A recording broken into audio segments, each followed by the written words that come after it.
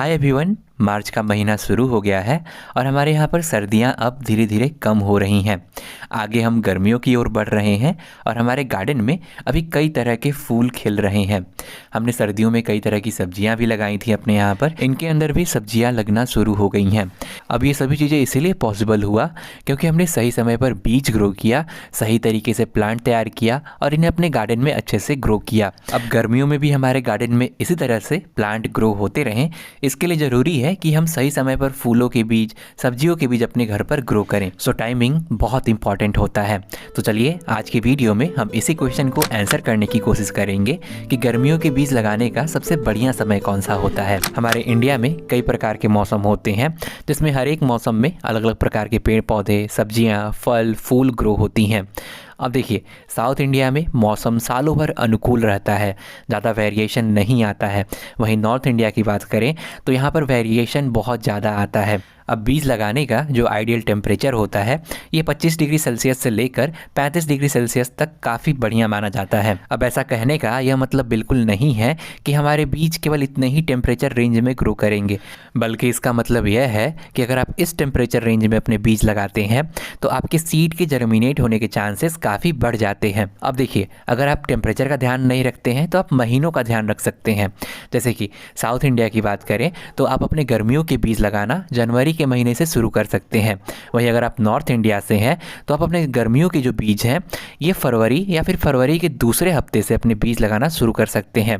अब देखिए, महीनों का हिसाब लगाना काफ़ी सिंपल होता है, लेकिन फिर भी मैं आपसे ज़रूर कहूँगा कि एक बार बीज लगाने से पहले आप टेम्परेचर ज़रूर चेक कर लीजिए। कई बार क्या होता है कि फरवरी का महीना चला गया है लेकिन अभी भी काफ़ी अच्छी खासी सर्दियाँ पड़ रही होती हैं, तो इस बात का ज़रूर ध्यान रखिएगा। अब तापमान का हिसाब रखना, मौसम देखना, शुरू में अगर आप नए हैं गार्डनिंग में तो आपको काफ़ी दिक्कत हो सकती है। तो चलिए मैं आपको एक सिंपल तरीका बताता हूँ जिससे आपको प्रॉपर टाइम का आइडिया लगेगा। अब देखिए, जितने भी गर्मियों के हमारे प्लांट होते हैं सर्दियों में ये डोरमेंसी में होते हैं, इनकी ग्रोथ रुक गई होती है, टहनियाँ सूख गई होती हैं, पत्ते सारे लगभग गिर गए होते हैं। लेकिन जनवरी के एंड में जब फरवरी का मौसम शुरू हो रहा होता है, हमारे यहाँ पर स्प्रिंग का मौसम यानी वसंत का मौसम शुरू हो जाता है, जिसके कारण हमारे गर्मियों के प्लांट के अंदर नई नई पत्तियाँ आने लगती हैं, ब्रांचेस बनने लगते हैं। तो ये एक मेजर साइन होता है कि गर्मियाँ अब शुरू हो रही हैं और आपको इसी चीज़ को ध्यान में रखना है। जैसे ही आपके गर्मियों वाले प्लांट में सर्दियों के बाद नई नई पत्तियाँ बनने लगे या फिर नई ग्रोथ शुरू हो जाए, आप समझ लीजिए कि आपके यहाँ का जो टेम्परेचर है ये अनुकूल हो चुका है। आप अपने सीड ग्रो करना शुरू कर सकते हैं। जितने भी हम सीड ग्रो करते हैं, चाहे सब्जियों के बीज हो गए, फलों के बीज हो गए, फूलों के बीज हो गए, इन्हें ग्रो होने में और बड़े होने में लगभग महीने 1.5 महीने का टाइम लग जाता है। उसके बाद ही उसमें जाकर फूल बनता है, फल बनता है या फिर सब्जियाँ लगती हैं। फॉर एग्जाम्पल, अगर आप एक्सपेक्ट कर रहे हैं कि मई के महीने से आपके फूलों वाले पौधों में फूल लगने लगे तो आपको उनकी सीडलिंग मार्च के महीने में ही करनी होगी, ताकि आपकी सीडलिंग के पास मार्च का महीना पूरा और अप्रैल का महीना पूरा हो, ताकि वे बढ़ सकें और उनकी ग्रोथ अच्छे से हो सके, ताकि मई में जाकर उनके अंदर फूल लग जाए। तो कहने का अर्थ यह है कि आप जिस महीने में अपने प्लांट से फूल और सब्जियां चाहते हैं उस महीने में सही समय पर उसमें फल और सब्जियां लगे, इसके लिए आपको सही समय पर उनकी सीडलिंग करनी होगी। सो आई होप आप समझ गए होंगे। अब देखिए, जो गर्मियों का मौसम होता है ना, ये एक तरह से सदाबहार मौसम होता है। इसमें आप कभी भी सीड लगाइए, आपके सीड जर्मिनेट हो जाते हैं। लेकिन केवल सीड जर्मिनेट होना ही सही बात नहीं होता है। बीज उगने के बाद जो छोटे पौधे होते हैं इनको कैसी कंडीशन मिलेगी इस बात का भी आपको ध्यान रखना चाहिए। अब मान के चलिए जून जुलाई का मौसम जो होता है ना, हमारे यहाँ पर काफ़ी गर्मी पड़ती है इस टाइम पर।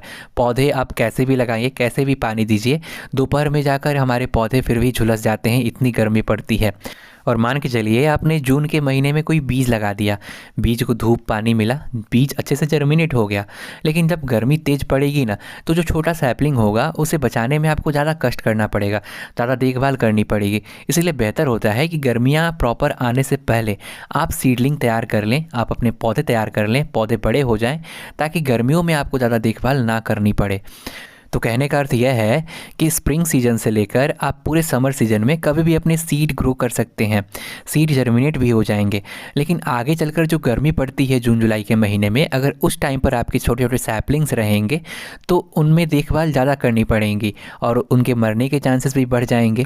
इसीलिए बेहतर होता है कि गर्मियों के जो शुरुआती के 1 से 2 महीने होते हैं उसके अंदर ही हम अपने सारे सीड ग्रो कर लें, सभी पौधे तैयार कर लें, ताकि आगे जाकर जो तेज़ गर्मी आती है उसमें हमारे छोटे छोटे पौधे ना पड़े और तो और इन्हें प्रॉपर टाइम भी मिल सके बढ़ने के लिए।